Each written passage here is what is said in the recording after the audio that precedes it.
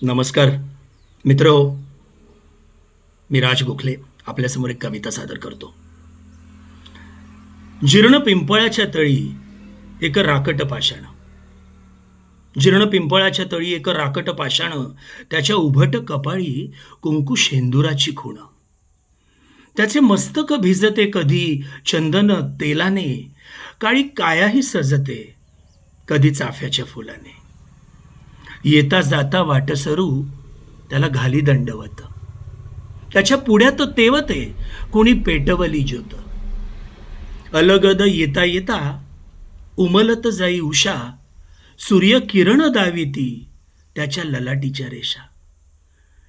एक वारा आला पूर, एक वार आला पूर, पावस सात जोरदार, सारे गाव त्याच्या पायी त्याच्यावरीच मदार.